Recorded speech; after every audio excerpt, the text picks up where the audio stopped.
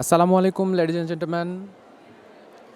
Welcome to our event. It is titled as Enhancing Coastal Resilience Through Nature-Based Solutions in Bangladesh.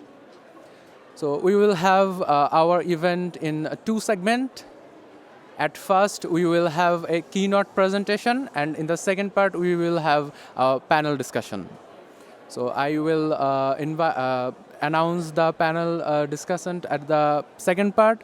Uh, in order to start the event, I would like to invite Professor Dr. A.K.M. Saiful Islam sir for the presentation. He will give the keynote presentation for the enhancing coastal resilience through nature-based solutions in Bangladesh.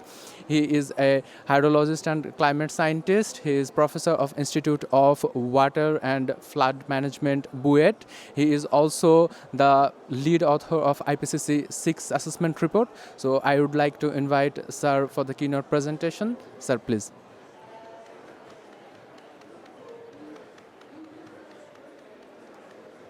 Thank you, Ashik, for your nice introduction. I like to start my presentation. This work actually has been carried out based on a research project with the Global Center on Adaptation and Bangladesh University of Engineering.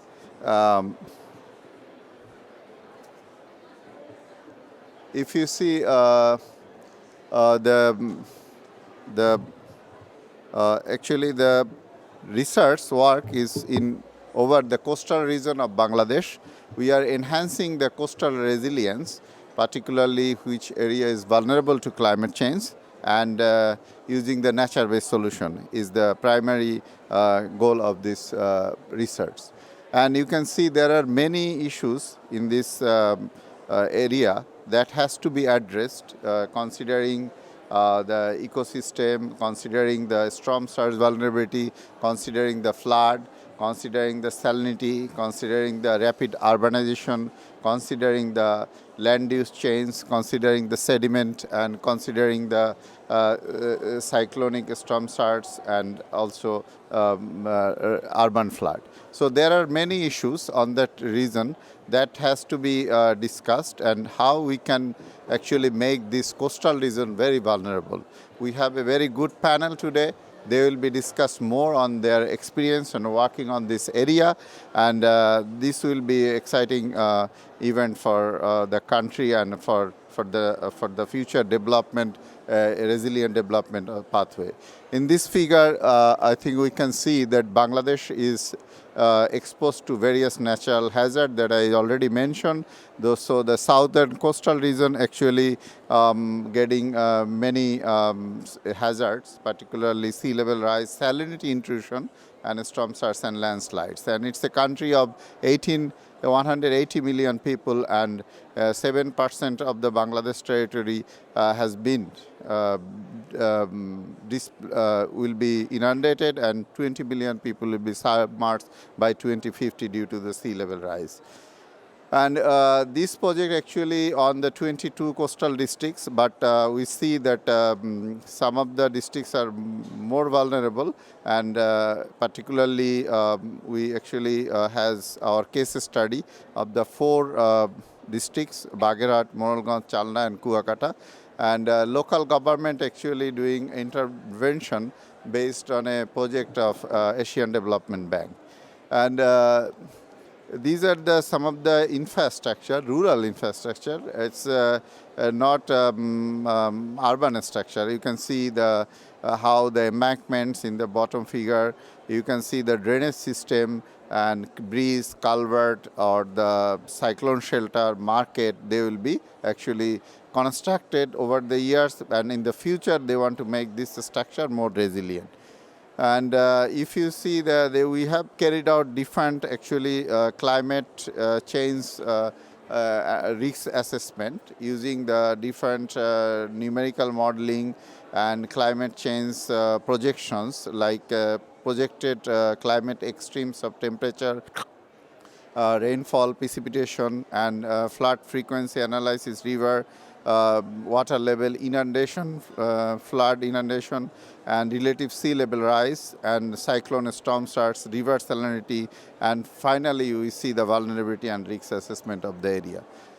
And this is the infographics which shows that how we are going to address these issues, where we already mentioned a couple of hazards and also changing hazards due to climate change and different management like solid waste management, how we can manage erosion, morphology, salinity, water quality, and using the nature-based solutions.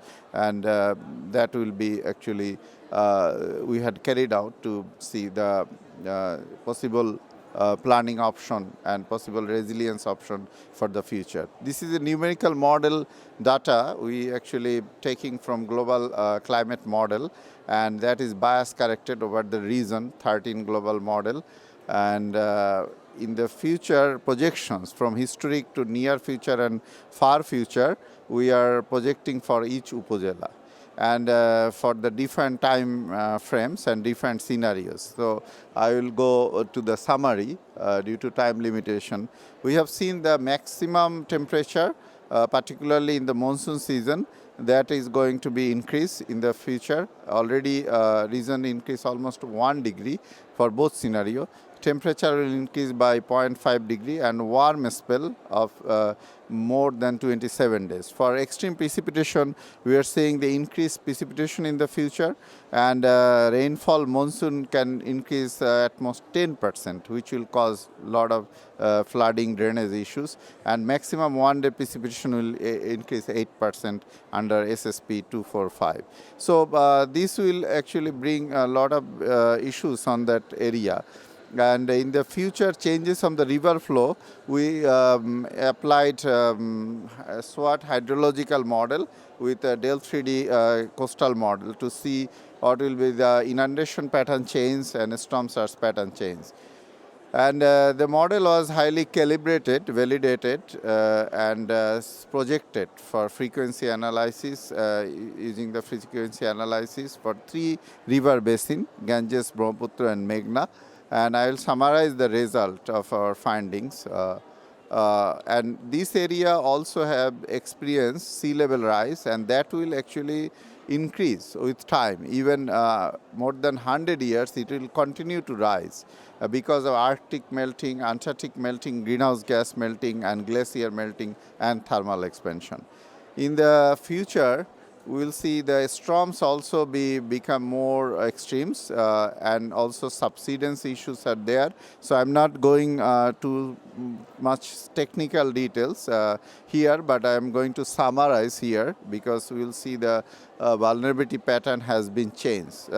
If I go back to the previous slide, we see the risk under storm surge hazard and future hazards with a 0.5 sea level rise will be increased. And then the summary of this assessment study shows that flood magnitude likely to increase of the 3 basins. In future, inundation will increase, resulting increased rainfall, erosion and riverbank in the area will likely to continue in the future. And we see the sea level will cause permanent inundation. Some parts of coastal Bangladesh, sea level rise, nearest Moralganj has found 0.13 to 0.47 meter, but in future it will go up to 0.5 meter by the end of the century. And we see the increase of sea level rise, storm surge will increase in the inundation, and salinity, even some area will be 5 to 10 ppt in the mid-century. So then we also see some issues of urban drainage. That area you can see the photos, the drains are clogged because of solid waste and other issues, and we see a small amount of rainfall actually will cause drainage congestion. And some sluice gate in that area is inadequate, which is not properly designed, and that is actually causing further drainage issue. And this is one example on Kuakata. You can see the size of the sluice gate is not adequate, which actually causing a drainage issue, aggravate the further drainage problem. So we see the projected changes in the future precipitation will increase, so drainage design need to use the intensity, duration, frequency curve that considering the future changes, and also the outlet sluice gate has to design considering the future changes. So the summary is the storm drainage system presently is inadequate, cannot handle the increased runoff for urban area, insufficient capacity, and urbanization is increasing and filling the natural water body encroachment, and capacity of well-functioned drainage system has been reduced, and the connectivity, the storm drainage and the natural water body is reduced, and we can find that preservation of existing water bodies, create new ones can be NBS solutions, stormwater management for that area, and sewage treatment plant also can be NBS option for water management. Investing, upgrading of infrastructure, adopting sustainable drainage practice, and engaging local community town can mitigate and impact waterlogging and flooding. Additionally, integration of urban planning and consideration of climate change impact essential, and building resilience to efficient drainage system in the future. We see that there is also MBS opportunity, ample opportunity to improve the existing drainage system, ponds, and various nature-friendly structure like excavation, incorporating social-friendly component, introducing safe drinking water technology. Rainwater harvesting, old ponds can be used to conserve rainwater and safe drinking water purpose, safe from the extinction gradually. We are finding the ponds are extinct in that region. And cleaning and maintenance also very important, and sluice gates opening should be designed properly so that it can function, and pumping station is essential for some reasons because their additional runoff come from urbanization. This is an example pond. You see the left side and right side figure. There is a huge changes of water body is gradually diminishing. And the urban area, how much it changed, we already quantify for the 25 Pauro Sabha. And the riverbank erosion and vulnerable area also identify. And this is example, this area is important because sometimes you cannot do only nature-based solution. You need a structural intervention to protect such vulnerable area. So waterlogging, we see some areas, and then the final erosion and final conclusion on that is a structural versus non-structural. Not everywhere we can apply a structure, a non-structural solution or nature-based solution. It should be do some feasibility study. We cannot always recommend NBS for everywhere. So that's one important aspect. Secondly, dredging managing the river depth is also important. It will reduce the flooding. And bank protection is natural-based solutions like vetiver grass. Sometimes some areas is very useful, and connectivity establishing between canal system and rivers is extremely helpful. And this is a very interesting photo we see in the Kuakata. It's already eroded many areas of the beach, and we see that that is continuously increasing. And the rising sea level also going to be impact on that area. So improving canal capacity and solid waste management also very important, and little and no slope drain which cause stagnant water. And final slide, this is solid waste management. Sometimes it's difficult to get landfill site on that area because it's increasing demand of the land area. So that is another crisis. Groundwater is crucial for the coastal region. Many use domestic and agricultural purposes. Unfortunately, many groundwater reservoirs become saline, making them unsuitable for human consumption and practical use. Drinking water, both southwest and south central region experience severe damage of drinking water technology because of recent cyclones, Ayla and Cedar. Therefore, climate resilience on drinking water infrastructure need to be considered. Salinity, possible solution, salinity drinking water scarcity in the restoration of natural water bodies. We emphasize on that, and through cost-benefit analysis and restoration project to attend and provide strategic understanding of the economic, social, environmental implication associated with the implementation.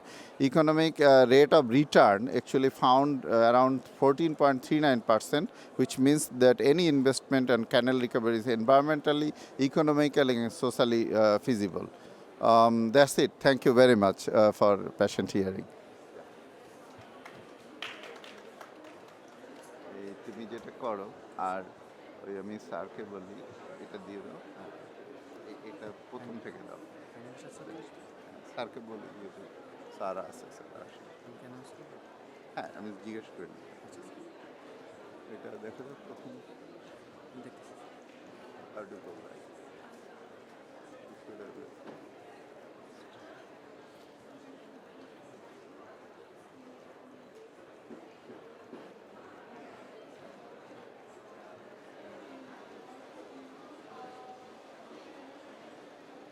so many slides. So we are going back to the first one. Sorry, it's a long time going back. Okay, here, okay. Thank you very much, sir, for your nice presentation.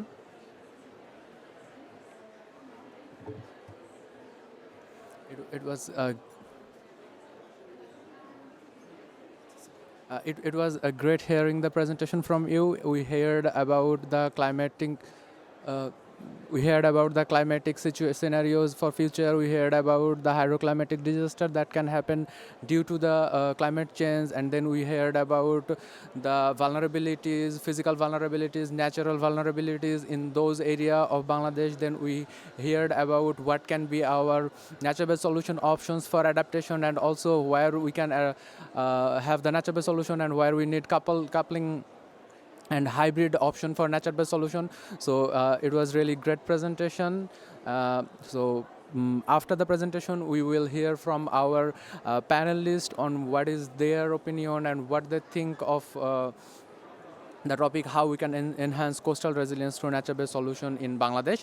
So having said that, I would like to invite our panelist. Our first panelist, Dr. Shairavilla, is not here. So then I would like to invite Mr. Samsuddoha sir from CPRD to take the floor in the stage, please, sir. And then I would like to request Dr. S.M. Manjurul Hanan Khan sir from NACOM to take the floor. Then I would request Mr. Sakib Haq sir from ICAD to take the floor. Raufa Khanum ma'am from C3ER BRAC University.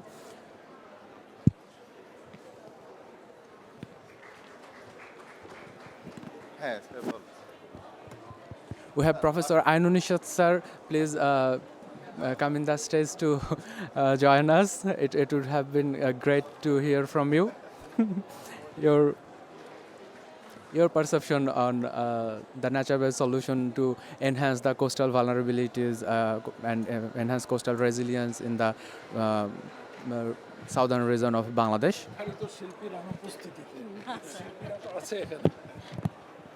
So having it's great pleasure to have all our panelists on the stage. Having said that, I would like to request Professor Dr. A.K.M. Saiful Islam sir to continue the panel discussion. Sir, I would request that if you can complete this in 30 minutes, then we can have some times for the question and answer.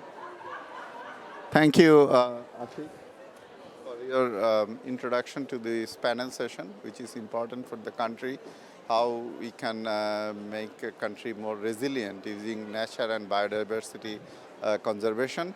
I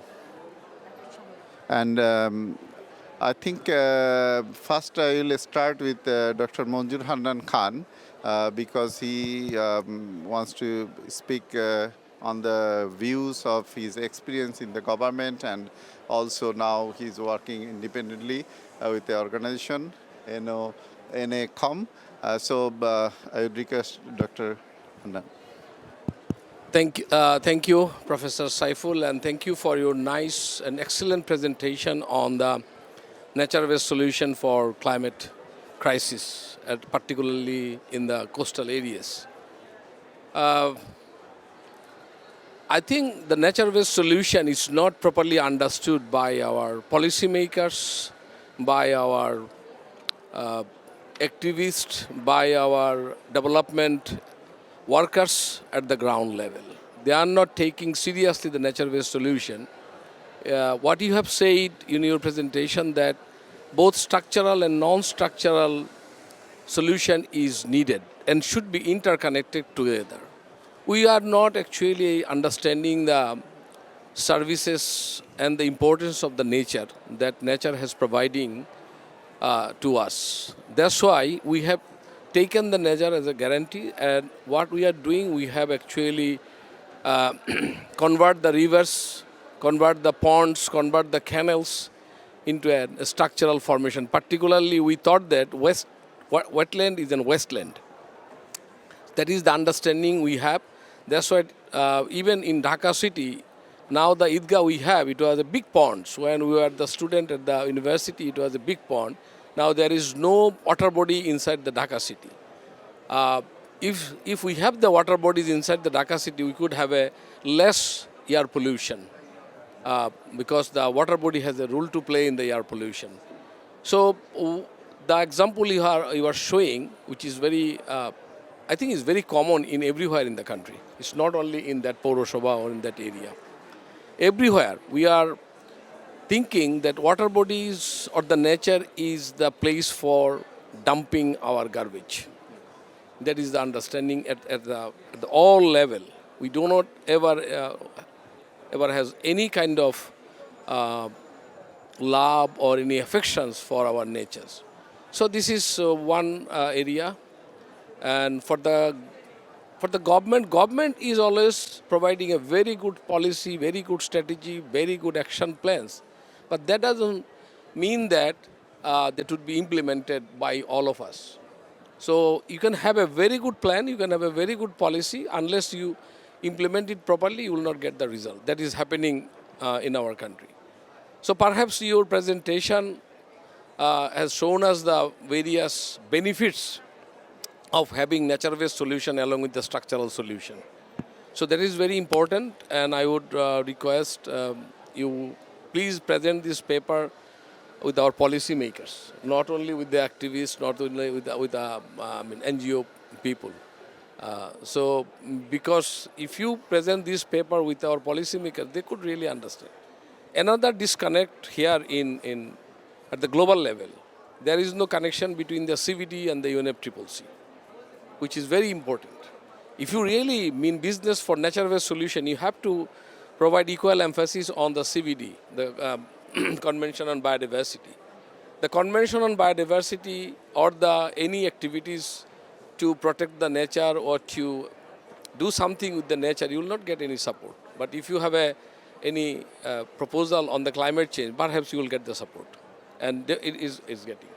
You will talk to the donor. They are not interested to provide any support for the nature or conservation. They thought it is an old idea. So, but this kind of research or this kind of things, I think, would give us a new hope and new light to work in nature-based solution as well as with the structural solution. Thank you. Thank you, Bhai, for your very good intervention actually, and way forward with how we can include nature-based solution in there. I understand that you have to leave now. Thank you. Yeah. Thanks for your quick. Hafiz Bhai, can you- So now we move to Mr. Shamsud Doha of CPRD. He has been working with many policymakers and many government officials through his organization, and I have also attended one of them.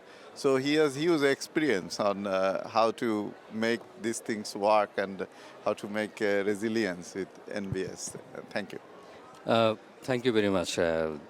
In fact, this is very good presentation from you. And as I understand, and you also understand that the nature could provide a triple benefit. One is protecting us from the exposure of the impacts of climate change, particularly when we talk about hazards like cyclone, salinity intrusions, and others, and also could deliver services to the affected communities, and that services provide the spaces for adaptation. And also it has a direct linkages to livelihood and also poverty eradication. So if I consider nature and benefit of nature, this is aligned to UNFCCC when we talk about adaptation and mitigation, then again aligned to CBD, as Manjur Bhai said, and also aligned to SDGs when we talk about poverty eradication and others. Now, what are the challenges? One challenge is uh, ignorance, as said that nature is not in the mainstream discussion. It is a mainstream discussion, but this is not a priority discussion. When we talk about conservation and management, when we talk about financing on adaptation, all the adaptation activities are around protecting human from climate change exposure and also some physical assets. Now, question is whether nature is an asset or not. We consider nature not as an asset because we are failing to value the nature. So first and foremost thing could be we need to really assign the value of nature. I mean, sometimes we talk about the ecosystem services. Ecosystem services are providing goods and other things, but if we provide there are many different kind of economic valuation, but if there is a kind of economic valuation of the nature in terms of resilience building or also providing goods and services, then nature could get some priority in terms of its protection and also conservation. The other challenges is that when we talk about adaptation planning, we consider only the risk.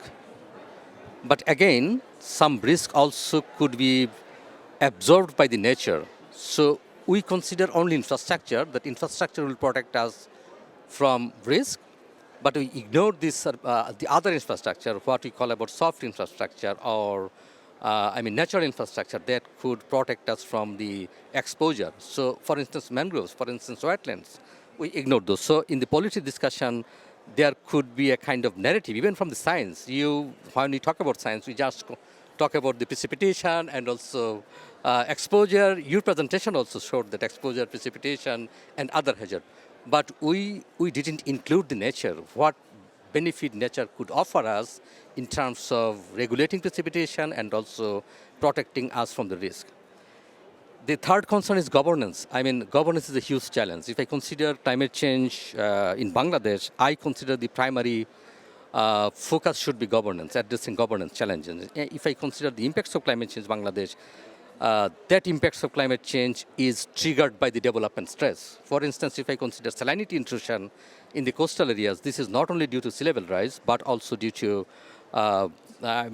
failed governance of maintaining coastal infrastructure like embankment. They are not strong enough. They are not properly maintained. The water infrastructure, they are not properly maintained.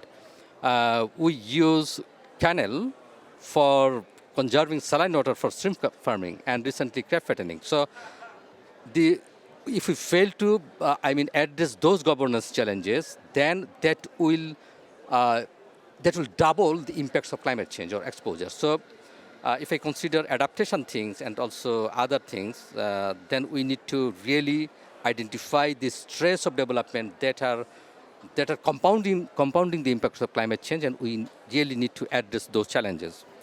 So finally, I would like to stress few points. One is we need to really, rethink about our adaptation narrative. Adaptation narrative is just not, address or just not adapting to the primary impacts of climate change, but also other support that would support us to build our resilience to the impacts of climate change.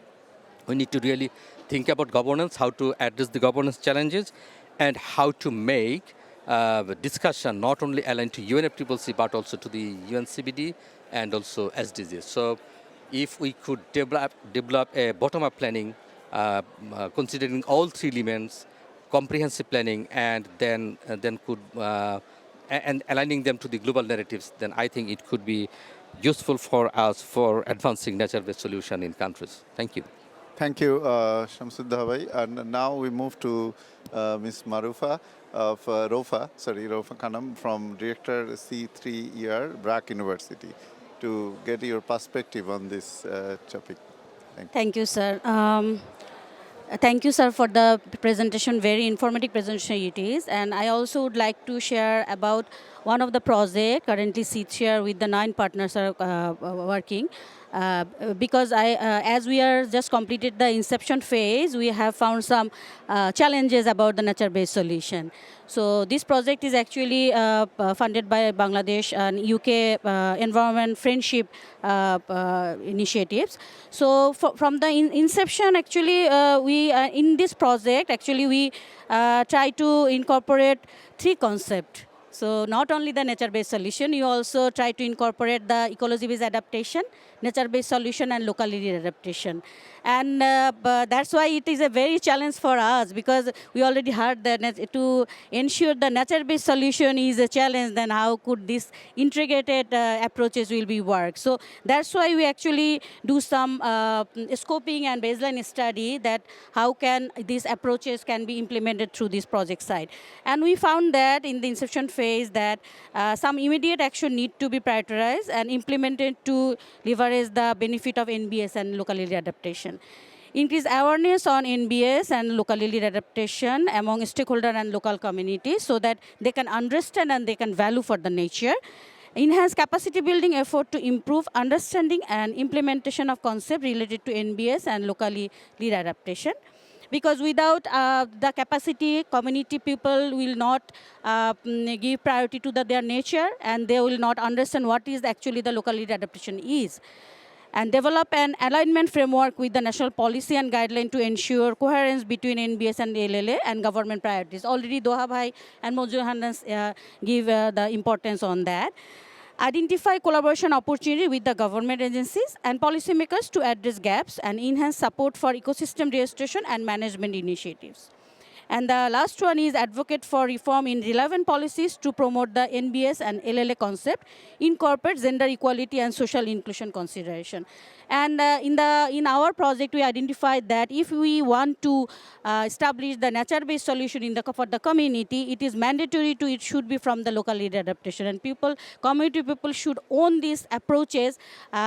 And for that, they actually need the capacity development and better understanding about the approach we are actually trying to impose on their area and their community. So for us, I think it is we need to give importance to the capacity development of the community, and of course, to give them the understanding about the approach, the guideline, and the principle of these concepts.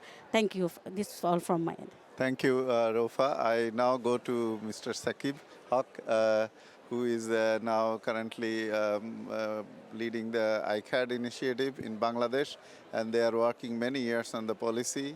Late Professor Salimul Haq was one of the icon of loss and damage and other issues. I would request for him to his intervention on that. Thanks. Thank you, sir, and thank you for having me on such a high-impact panel.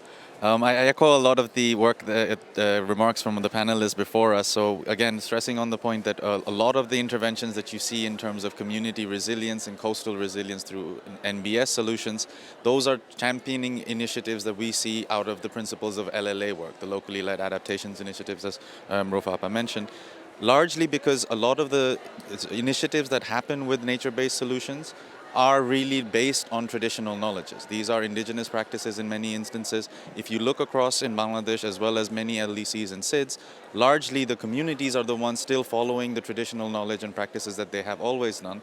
It's just not seen as something tech, it's not seen as something up-to-date, state-of-the-art, and therefore when you're looking at development partners and funders that are looking to invest in solutions for adaptation, they don't see that as something viable to put their funding towards. That is not where they want to put millions of investment, because it doesn't seem like it's worth the value for money that they have based on the equations that they do. However, it is successful because communities are able to actually own these initiatives. These are based on the practices that they have. So they have a sense of ownership, working with them through the capacity building and research initiatives that many of the organizations on the panel here do. I think that's one of the areas that is the onus on us to be able to link with those sorts of communities and really highlight and champion the knowledges that they have. Perhaps it's not based in empirical studies, perhaps it's not based in the IPCC reports at the moment, but that's what the challenge on us, for us to take this as a whole of society approach. Really, how do we champion that kind of local initiatives, that leadership that is happening and has been happening, but has been under resourced and captured in the data. So again, the studies that you showed on your presentation, I think are excellent examples of where local practices would have had been a lot more successful. Perhaps infrastructure, as you mentioned, in many cases was not the right answer. But when you're talking to a funder, particularly for the multi-development banks, that's what they want to do. They come in with concrete structures, they come in with canal excavations, because that's where the money is going towards, and they see that as a high impact project that they can see in Bangladesh, in the coastal regions, and they can do it all across. So again, for us on the research community, that's one of the burdens that I think we should be taking, working closely with the communities. But then for policymakers, as Dohabai mentioned, there are a number of different things that NBS solutions can cater towards in a holistic way, and that's not something that policymakers are currently looking at. They don't see nature-based solutions as a holistic service that you can get into a protection of services, protection of the impacts, the services that they provide, the poverty eradication implications that they have on this. And again, if you only look at it being able to do one tiny niche element of a solution that you're looking at, but don't really think of it as a systems-based approach, not really understanding the broader implications you have for that, again, for policymakers, it becomes a little bit harder for them to justify why nature-based solutions should be the initiatives that they focus on rather than infrastructure. And that's also been one of the challenges that we've been having with policymakers, is that they don't really see the holistic way that nature-based solutions can cater to multiple elements. I think Dohabai mentioned this in one of the other panels, where if you look at the text that we have within the convention decisions that have been coming for decades, nature-based solutions is embedded somewhere. There's not one specific criteria or not one specific article that really looks at nature-based solutions as a resolution to all the different impacts that are happening. It comes in somewhere within resilience, it comes in somewhere within adaptation. In a couple of areas, it comes in within a small paragraph or text in the preamble within loss and damage, but not really as a criteria, an article that you should be catering towards, much like we do perhaps for tech transfer, perhaps for capacity building, that these are the actual areas that we see as interventions and initiatives that we should be focusing towards. And I think that's one of the reasons why it has been overlooked. Many years of not having that particular target within the convention to be able to pin to policymakers nationally, subnationally, that this is the area that we are focusing on, this is the international treaty that we're working with, what is our national solution, looking at the nature-based solutions that we can pin to this, having that clear text from the global level, synthesizing it into our national plans, synthesizing that into the local plans, using the community knowledges, that thread and that cycle, doing this iteratively, that has what's been lacking. And I think that's something that, again, with the whole of society approach, as I say, for researchers, for community members, for policymakers, as well as development partners, that's the burden that we should take forward and work a bit more cohesively amongst ourselves. Thank you, sir. I'll hand back to you. Thank you so much for your nice intervention. I like to now give the panel speaker, Dr. Hafiz. You are working with many government delegation many years on loss and damage issue, and working very hard on this topic to get Bangladesh and other vulnerability country who will be extremely face climate change impact. So I request you to, in the context of loss and damage, and if you are not resilient and if you are not sustainable development or not using the nature and biodiversity conservation, what could be your thought on that? And how far we are in COP in loss and damage? Thank you. Thank you, Professor Saiful. I'm really privileged for inviting me here. So, for your information, I'm not doctor yet. I'm still continuing my PhD. Still, I'm a PhD candidate. Anyway, you see, there are so many ideas are floating on the floor. We started with community-based adaptation, then we started ecosystem-based adaptation, then we started locally led adaptation. Now we are talking nature-based solutions. I feel really sometimes I'm lost. But the lawyers is difficult to be lost. We try to get out the solutions. For me, only the solution is the community participation. Whatever you do is that you need to ensure the community participation, because communities are the heart of any solutions, because they are facing the impacts and vulnerabilities. You need to ensure the community participation where when you're going to develop the plans, policies, you need to ensure the community participation.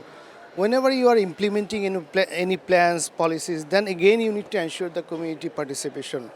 But this community participation should be qualified by the effective and meaningful participation. Then you need to empower the communities. You talked about the loss and damage. Yeah, you all know that there is a fund for responding loss and damage. There is a clause that communities can access this global fund directly. The clause, when we adopted, I'm advising one of the LDC board members in the fund board, so I'm closely involved with this process. So when we adopted this clause, we were really concerned. Is the communities are capable enough to access this sort of global funds? So now clause is there. Now we are thinking how to develop the further modalities, how communities can access this fund. Maybe we need some intermediary organizations. They can initially facilitate the communities to access this fund. 10, 12 years back, when I was working in Bela, we initiated a project, basically fisher folk communities. We provided technical and financial resources on the community-based organizations who are registered, who got the legal entities. Interestingly, initially we provided very small grants like 50,000, 60,000. We supported fisher folks to develop their plans, also supported to maintain their accounts. They did very well. We extended, so far I do recall, we provided 3 lakhs taka in Bangladeshi currency, and they utilized it nicely in Tangail area. So that's an example we can now utilize. That time Bela was the intermediary for that communities. So this is the crucial time we can start with Bangladesh. Bangladesh is always the champions for adaptation. Maybe we can start to empower the communities. Maybe Braxier, CPD, eCard, those can support the communities to access this fund. My second point is that to address the ecological loss and damage, which is really critical. So we need to develop some sort of tools and methodologies to assess those ecological loss and damage. So for this assessment, we need technical assistance. Santiago network is there at the global level. So maybe then again our local national organizations, we can be member of the Santiago network.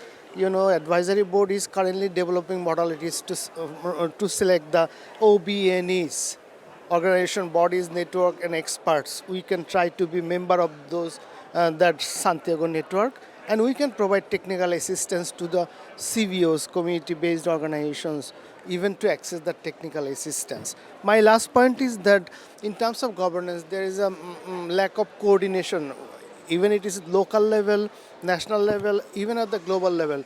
Though I talked about the CBD, the CBD, UNCCD, and the Climate Convention, we adopted together back in 1992 in Rio Convention. So that was an integrated approach to develop 3 treaties at the global level. But see, after it is now 30 years, there is no coordination at the global level. CBD doesn't work with the UN Convention. CBD doesn't work with the UNCCD. So there is a clear lack, coherence, coordination, and synergy at the global level. But what I talked about the bottom-up approach, we can start with the local level, national level, because last 30 years we are engaged with this so-called climate negotiations with the top-down approach. But this is the time to take the bottom-up approach, because we need to identify the needs of the communities, needs of the ecosystems. Based on the needs, we need to come up at the global level. What are our asks? Global level needs to deliver it based on our necessity, based on our needs. So there is a need for a paradigm shift, that is bottom-up approach. Once again, I would like to thank you so much. I'm sorry for being late.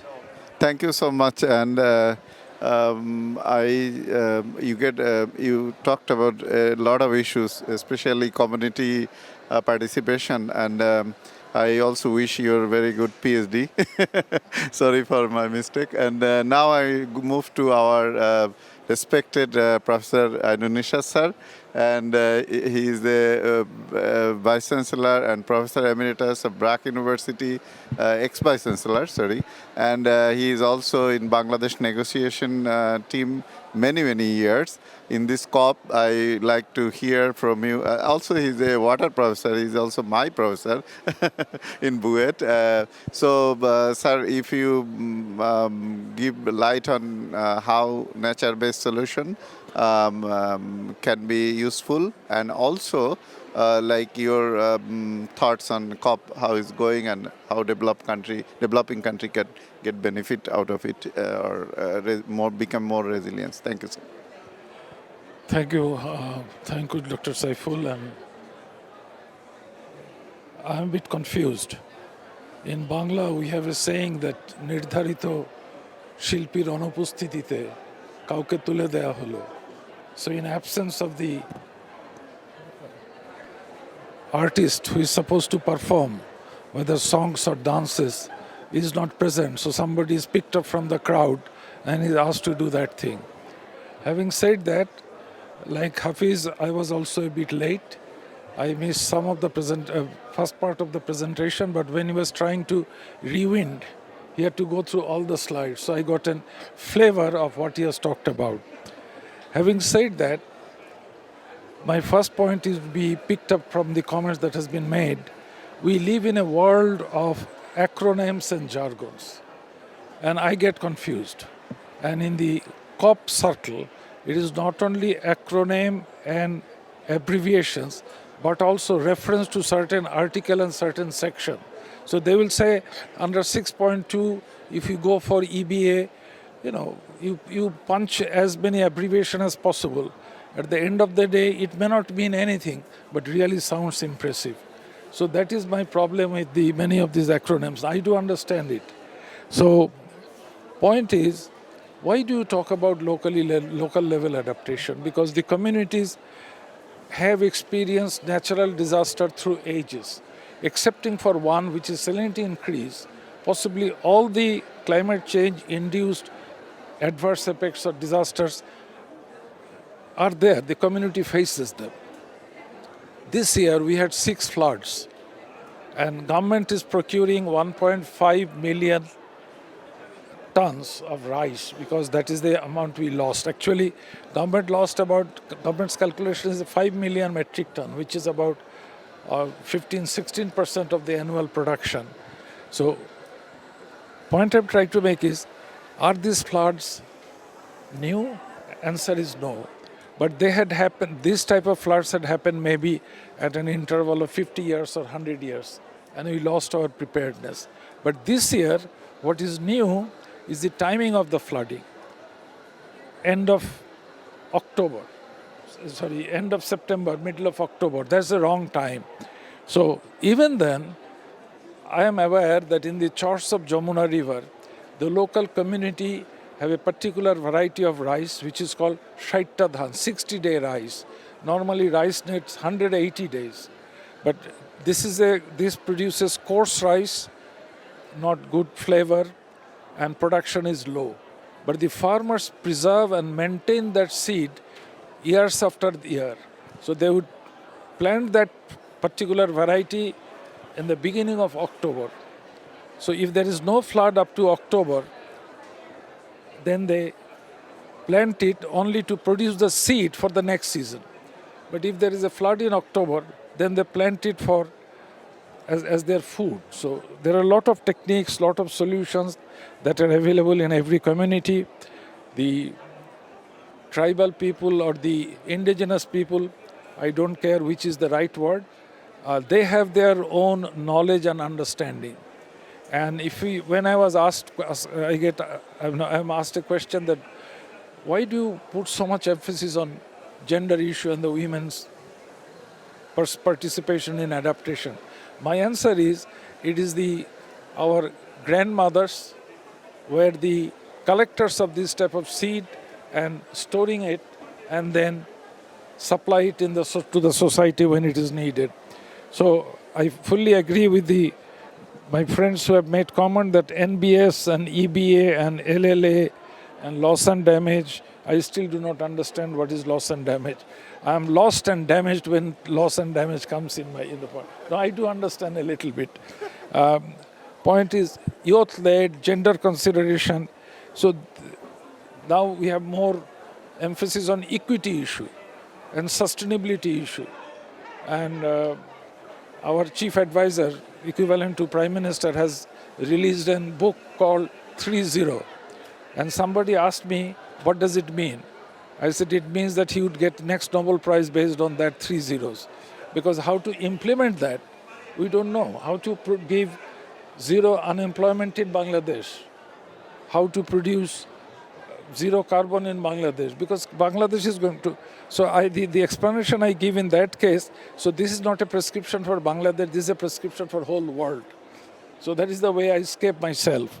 So having said that, I fully agree that with the assertion of Saiful that nature or climate change, yes, they are producing lots of threat like sea level rise, erosion process, but also human activities adding to that particular problem. So I loved his slides on that particular one. And I would like to make one point. I'm looking on the other side, not towards Shubhra, is the legal aspect, which Manjurul Hannan alluded to. In Bangladesh Constitution, there are 3 types of land. You have homestead.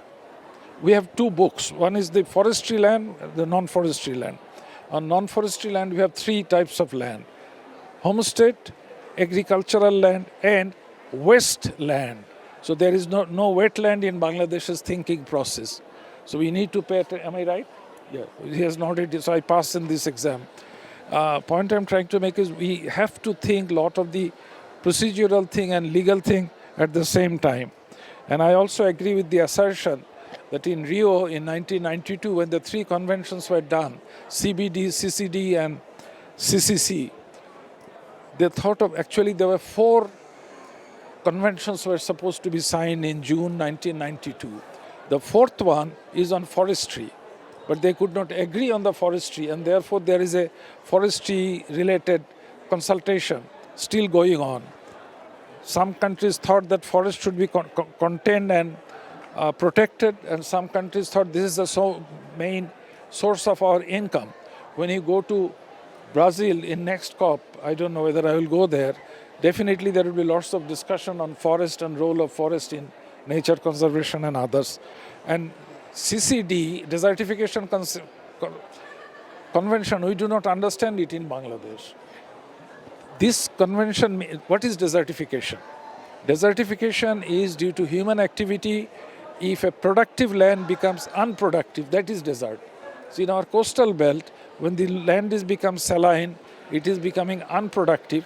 That is kind of wet wasteland or unproductive land. So yes, I fully understand the points that were made, and the emerging concerns we agree. And Saiful has given not only the dimension of the problem, but he also indicated the possible solution. And let us join together and push our government to be sensitive and push for ecosystem-based adaptation and nature-based solution. With that, let me say thank you very much. Thank you, sir. Very nice words.